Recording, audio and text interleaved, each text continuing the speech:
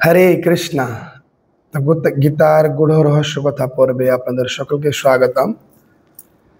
তো আমরা নিয়মিত এই গীতার গূঢ় রহস্য কথা শ্রবণ করে আসছি। পূর্বে আমরা 41 নম্বর শ্লোক শ্রবণ করেছি। শ্লোকের মূল আলোচনার বিষয় ছিল কি করো কি বর্ণ, তাহলে কি হবে না, পিতৃপুরুষটা নরকগামী হবে।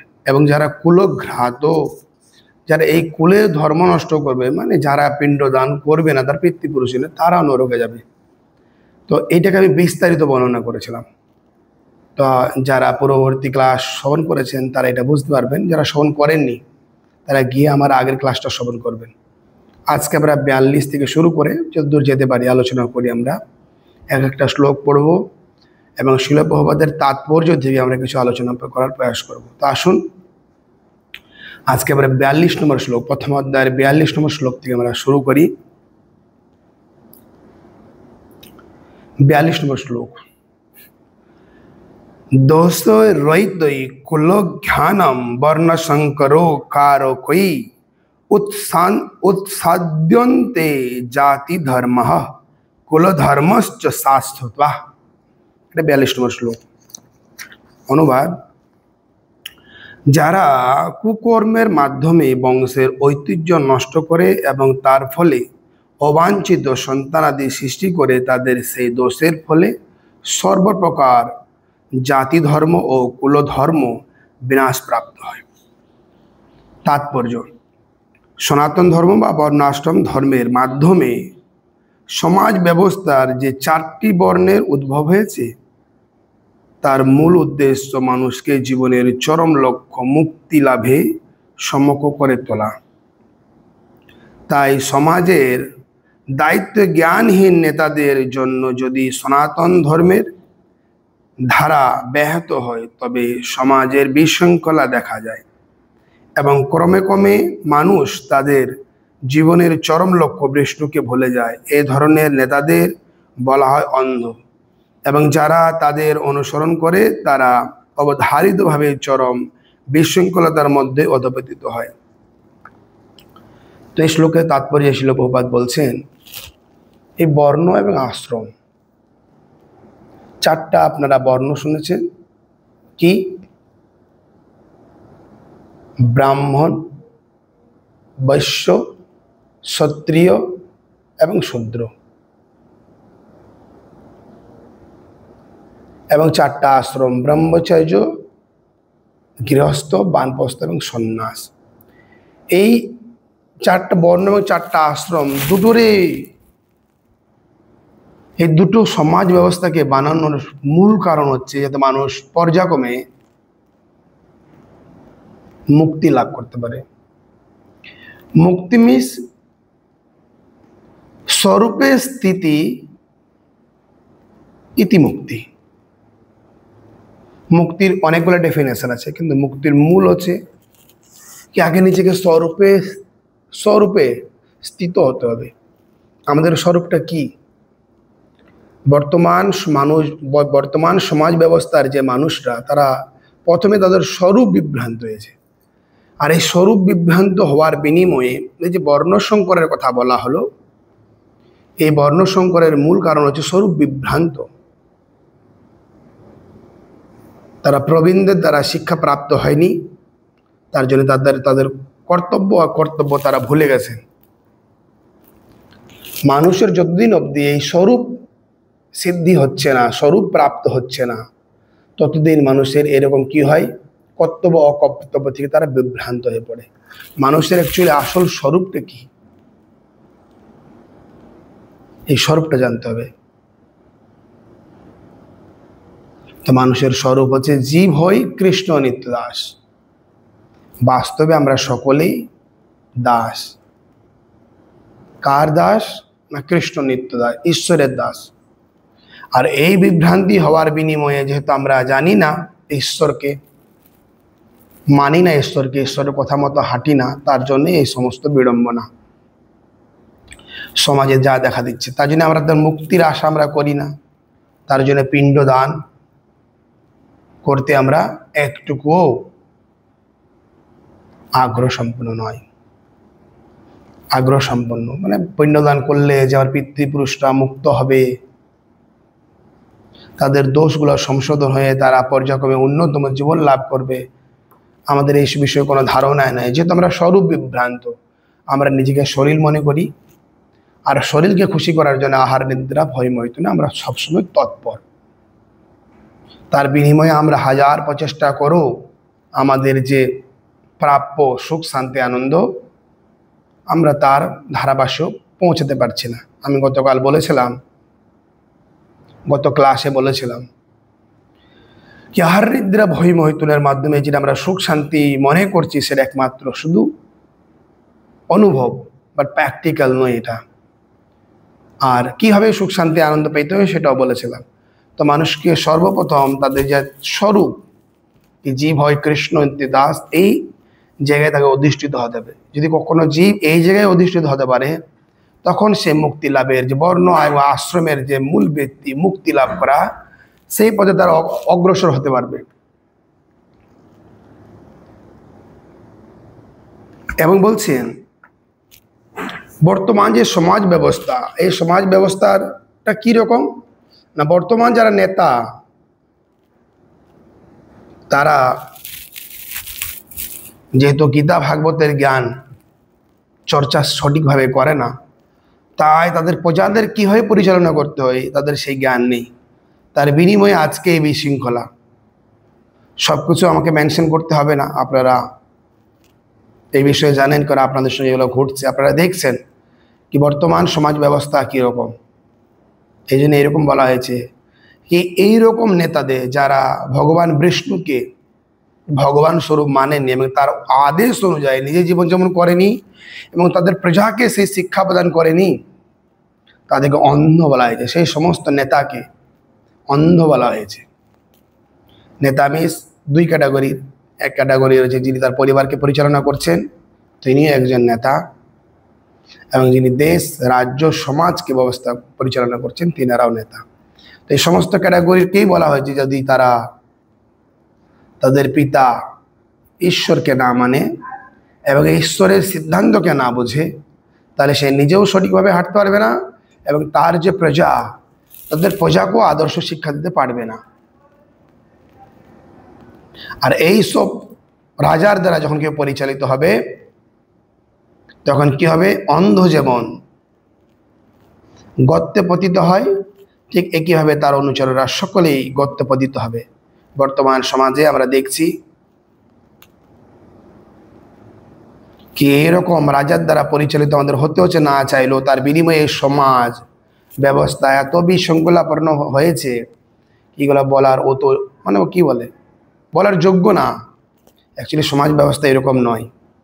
তাই যদি কোনো মানুষ তার সমাজ ব্যবস্থাকে সে ঠিকভাবে চালাতে চায় বা নিজে সমাজ ব্যবস্থায় ঠিকভাবে চলতে চায়, তাহলে তাকে অবশ্যই বর্ণ এবং আশ্রমের যে নির্দিষ্ট ধর্ম রয়েছে সেই ধর্ম যাজন করতে হবে। তাহলেই তারা সেই সঠিকভাবে সেই পথকে অনুসরণ করতে পারবে এবং জীবনের শেষে যে উদ্দেশ্য মুক্তি লাভ করা, সেই মুক্তির পথে তারা অগ্রসর হয়ে জীবনে মুক্তি প্রাপ্ত হতে পারবে। এটা হচ্ছে 42 নম্বর শ্লোকের মূল অর্থ। 43 নম্বর শ্লোক, উৎসন্ন কুল ধর্ম্যানাম মনুষ্যনম জনার্দন নরকে নিরতরো বাসো ভবতীত্যনু সস্যম। বলছেন হে জনার্দন, আমি পরম্পরা ক্রমে শুনেছি যে যাদের কুলধর্ম বিনষ্ট হয়েছে তাদের নিরত নরকে বাস করতে হয়। অনুবাদ, এটা তাৎপর্য অর্জুনের সমস্ত যুক্তি তর্ক তার নিজের অভিজ্ঞতার উপর প্রতিষ্ঠিত নয়, পক্ষান্তরে তিনি সাধুসন্ত আদি মহাজনদের কাছে থেকে আহরণ করা জ্ঞানের ভিত্তিতে এই সমস্ত যুক্তির অবতারণা করেছিলেন। সেটি প্রকৃত জ্ঞান লাভের পন্থা।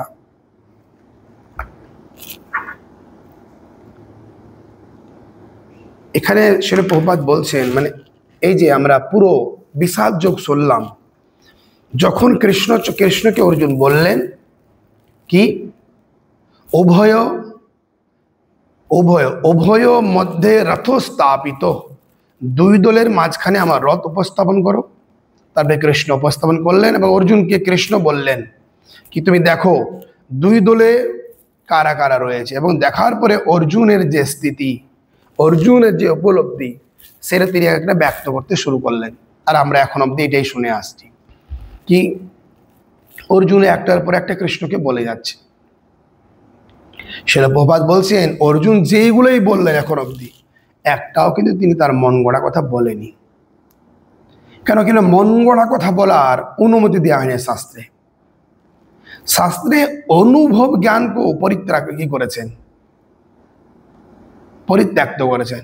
অনুমান প্রমাণটাও সঠিক নয়। তাই অভিজ্ঞতা লব্ধ জ্ঞান, অভিজ্ঞতা এখানে বলছেন অর্জুন যা বলেছিলেন তিনি কি বলেছিলেন, বড় বড় সাধু মহাত্মাদের কাছ থেকে তিনি যা শ্রবণ করেছিলেন সেইগুলাই তিনি বলেছিলেন। আর আপনারা জানেন বর্তমান অর্জুনের এই যখন কথাবকন হচ্ছে তখনকার সাধু মহাত্মারা এত শক্তিশালী ছিল যে তারা ত্রিকালজ্ঞী, তারা বর্তমান ভূত ভবিষ্যৎ সমস্ত কিছু জানতেন এবং সেই স্থিতি অনুযায়ী সেই সমস্তই তিনি বার্তালাপ দিয়েছেন। যেমন ভাগবতে আমরা পাবো কি ভাগবত তো আদি গ্রন্থ, সেখানে বর্ণনা করা হয়েছে কি কলিযুগের জীবেরা কেমন হবে। প্রায়ণ অল্পায়ুষু সভ্যকল অস্মিন যুগে জনাৎ মন্দস মন্দমতে মন্দ ভাগ্য হি উপদ্যতে উপদ্যতা। তো বর্তমান যে দেখুন কোন সত্য যুগের বর্ণনা, এক্সাম্পল সত্য, তেতা, দাপর, কলি, চারটা যুগ, এগুলা বারবার আপনার আবর্তিত হয়।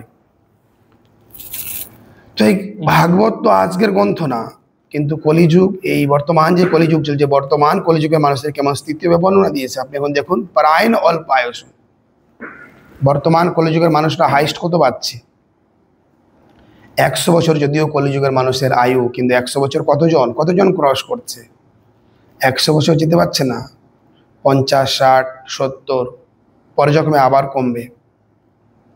প্রায়ণ অল্প আয়ুষ সভ্য কলস্মিন যুগে জনা, এবং কলিযুগের মানুষ অসভ্য,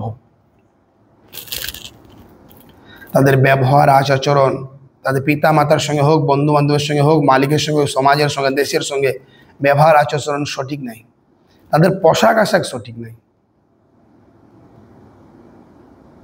কলহস্মিন, এবং কলিযুগের মানুষ হচ্ছে দ্বন্দ্বপরায়ণ।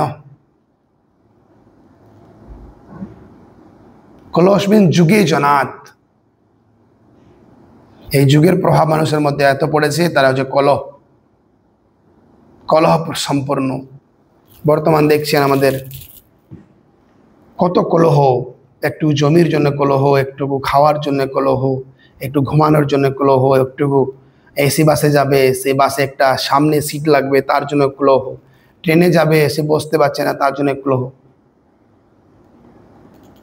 মন্দ সুমন্দ মত এই মন্দ ভাগ্যহীন পদ্ধতি, আর তাদের ভাগ্য নেই, তারা জীবিকা নির্বাহ করার জন্য এত ব্যস্ত হয়েছে যে তাদের যার দ্বারা সুভাগ্য উদিত হবে সেই কার্যকলাপে তারা কোনোভাবেই যুক্ত হতে পারছে না।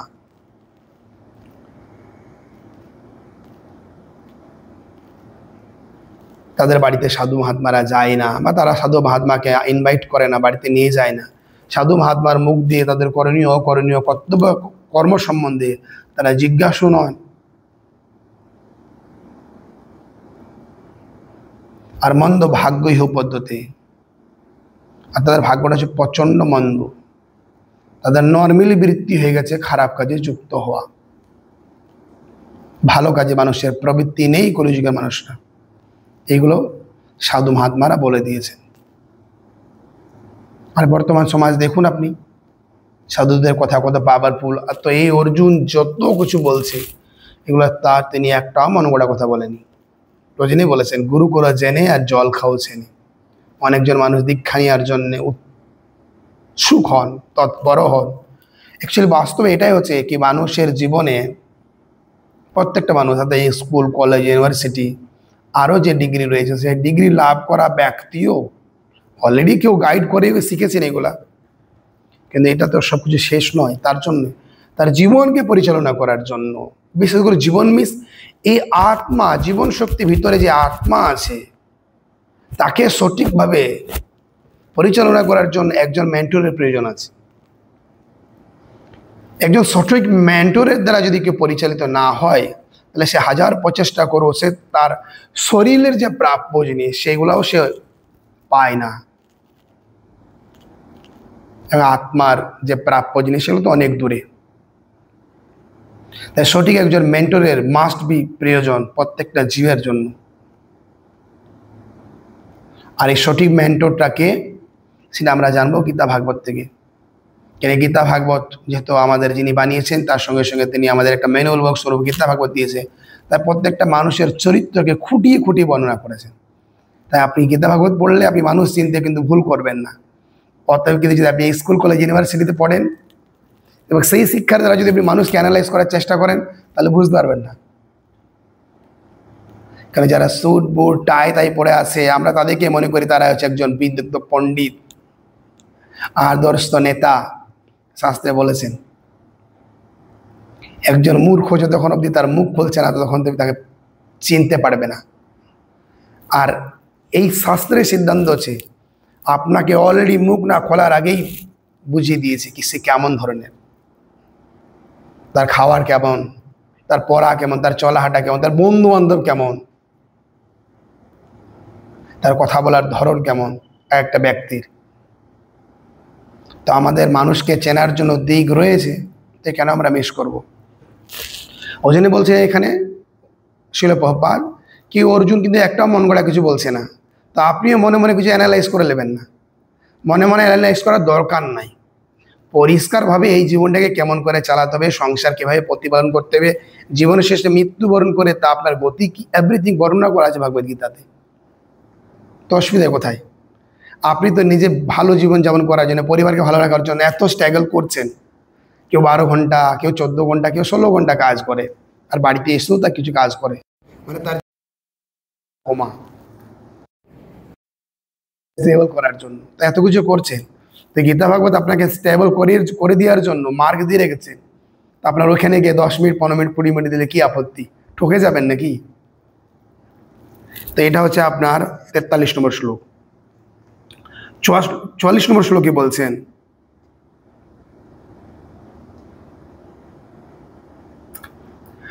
অহবদ মহাত পাপম কর্ত্যুম ব্যবস্থিতা বয়ম यद राज्य सुखो लभेन हन्त्यम सजनो मुद्दता।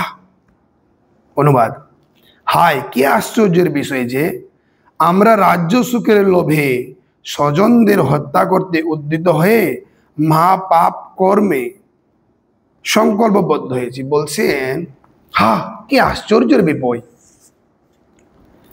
কি আশ্চর্যের বিষয়।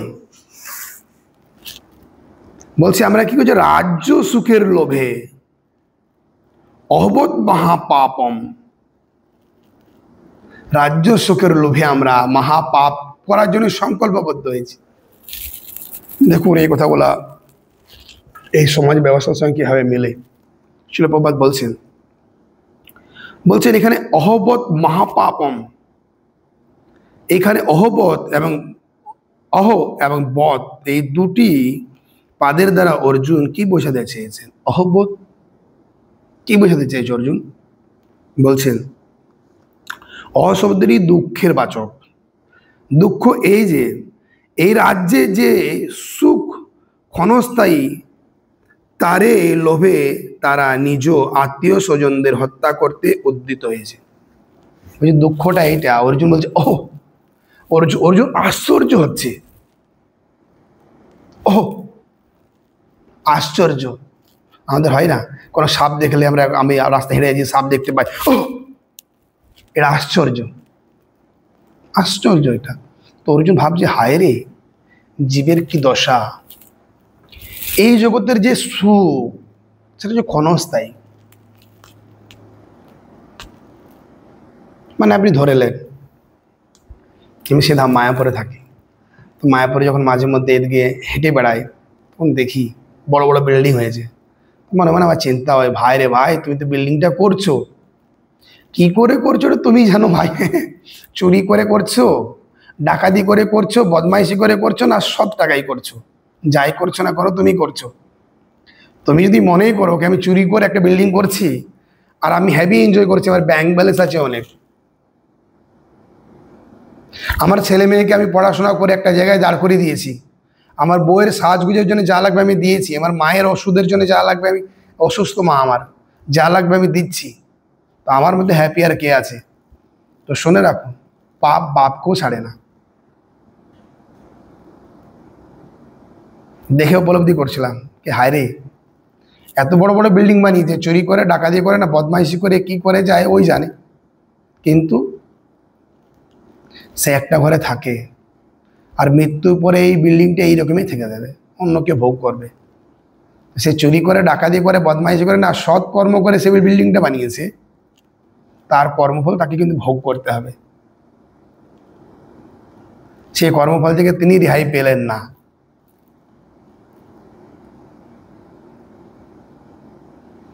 তো অর্জুন আশ্চর্য করছে কি মানুষ কি কিনাই করে, এই জগতের সুখগুলো হচ্ছে ক্ষণস্থায়ী,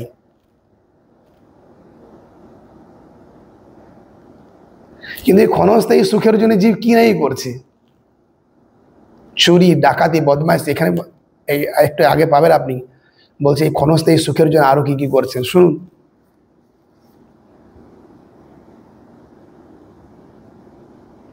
বলছে বধ শব্দটি আশ্চর্যের বাচক।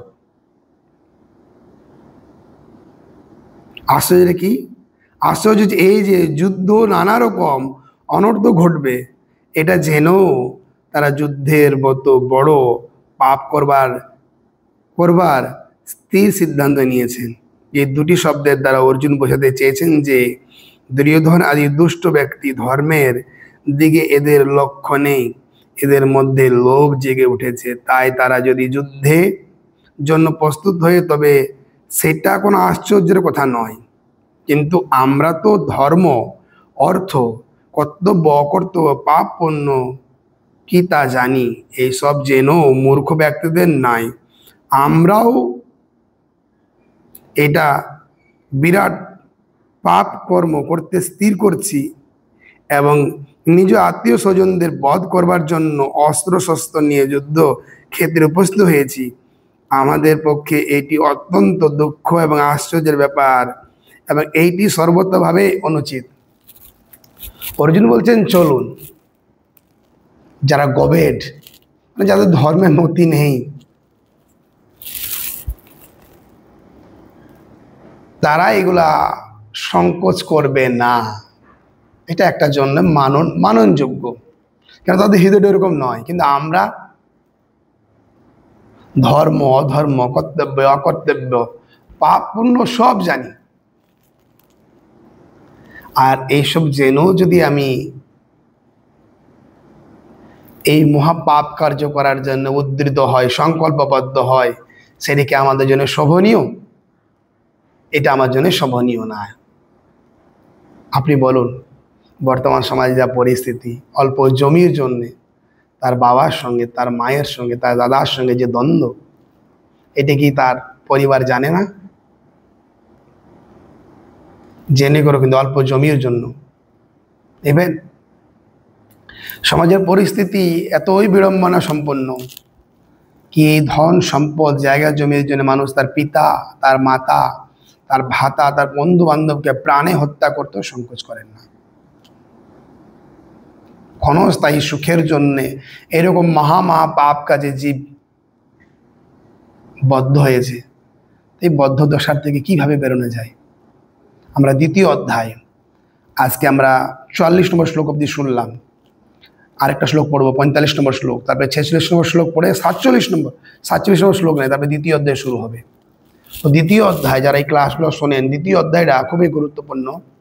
এখন অর্জুন দেখুন, গীতার আলোচনা হচ্ছে ধারাবাহিক, সুন্দরভাবে অর্জুন একটা দিক আলোচনা করলেন, বিষাদ যোগ, বিষাদ মানে দুঃখ, কি জীবের দুঃখটা কি, এক একটা দিক বর্ণনা করলেন। তারপরে এরপরে এই দুঃখ থেকে কিভাবে নিবৃত্ত পাওয়া যায়, সেটা পুরো অধ্যায়টা হচ্ছেন দ্বিতীয় অধ্যায়, সাংখ্যযোগ। এই দুঃখ থেকে নিবৃত্তি জীব তবেই পাবে যতদিন জীব জানবে না, জানবে যখন জীব এটা জানবে কি আত্মার আর শরীরের মধ্যে কি ভেদ। যতদিন মানুষ তার দেহগত জ্ঞানে তার জীবনকে চালাবে, ততদিন তিনি এই দুঃখ থেকে বেরোনোর কোনো মার্গ খুঁজে পাবে না। দ্বিতীয় অধ্যায়ে বর্ণনা পাবেন কি আপনি শরীর নন, আপনি হচ্ছেন আত্মা, এবং আপনাকে আত্মা যে আপনি সেটা বোঝানোর জন্য অনেক কৃষ্ণ অর্জুন অনেক প্রশ্ন করবে এবং কৃষ্ণ তার প্রতি উত্তরে দেবেন। এখন তো শুধু অর্জুন বলছেন, কৃষ্ণ বলা শুরু করেনি, বলবে। তো আসুন আমরা আবার 45 নম্বর অধ্যায় পূর্বক শুরু করি।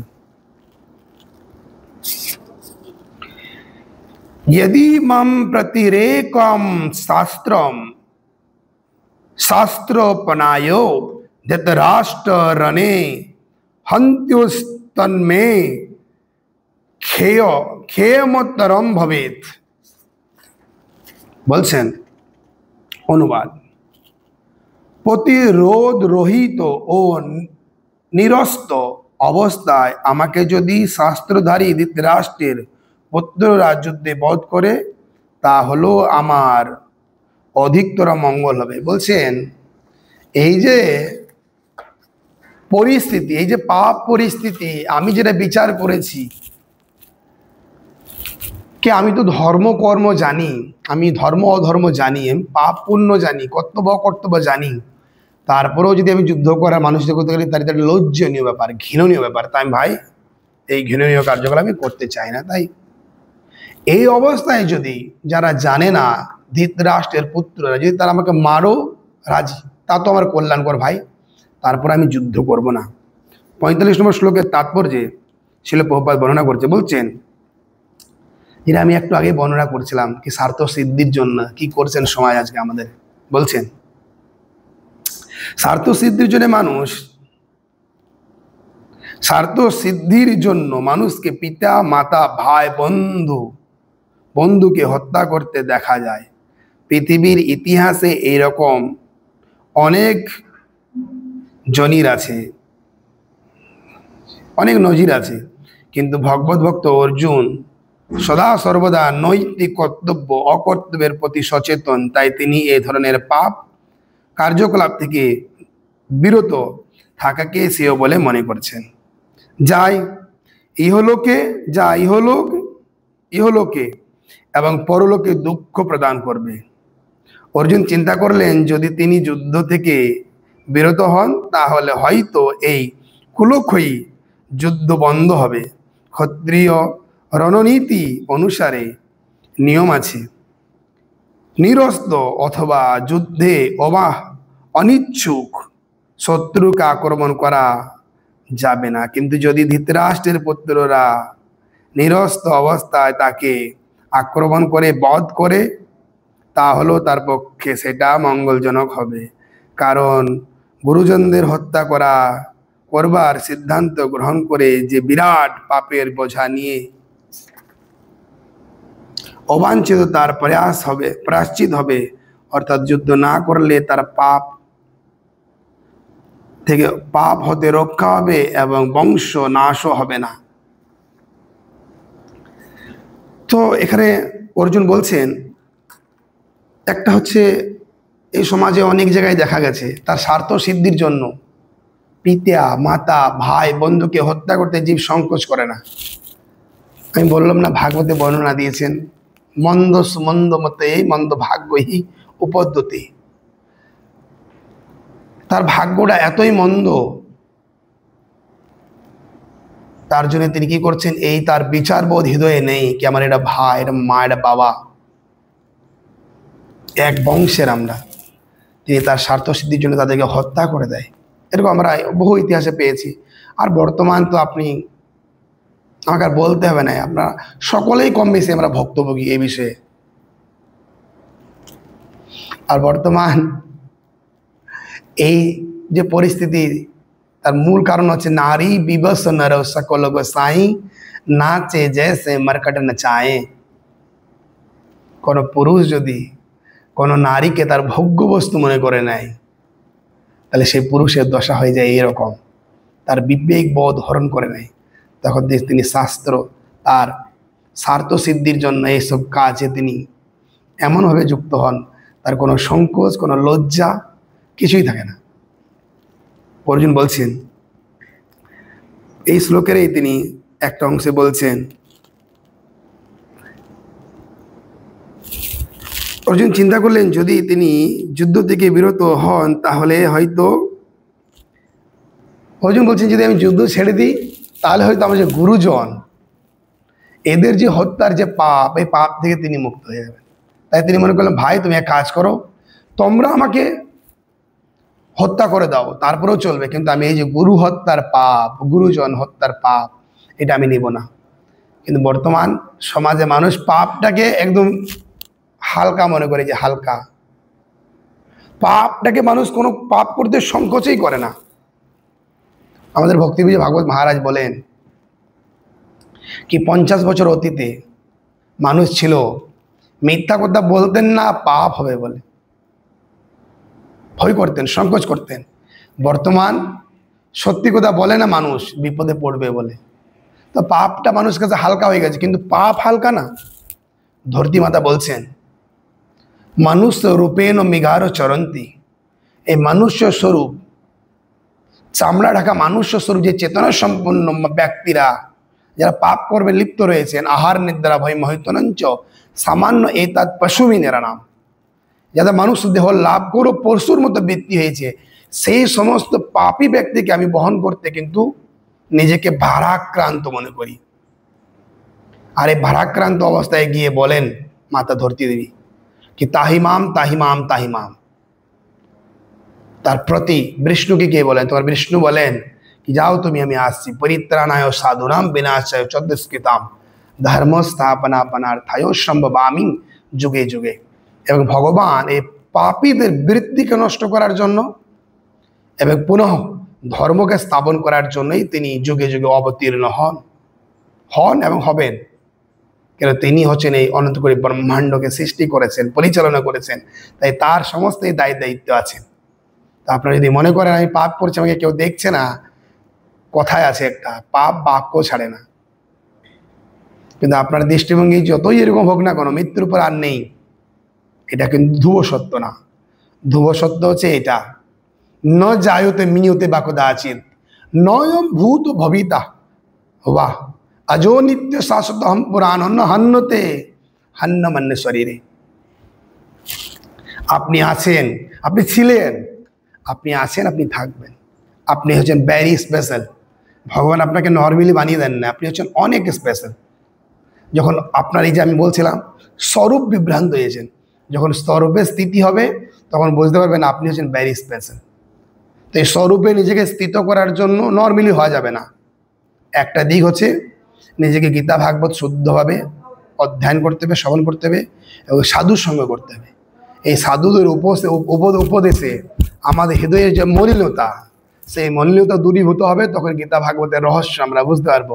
তা আসুন আমাদের নিয়মিত এই গীতার গূঢ় রহস্য কথা পড়বে অংশগ্রহণ করুন। যারা এই ক্লাসগুলো শ্রবণ করছেন সারা পৃথিবীর মানুষ যাতে পায়, তাই এই ভিডিওগুলোকে আপনারা শেয়ার করুন। আর আপনাদের এই বিষয়ে যদি কোনো কিছু জানার থাকে বা কোনো মন্তব্য থাকে তাহলে আপনারা কমেন্ট করুন। তো হরে কৃষ্ণ, আবার দেখা হচ্ছে অন্য কোনো ভিডিওতে। হরে কৃষ্ণ।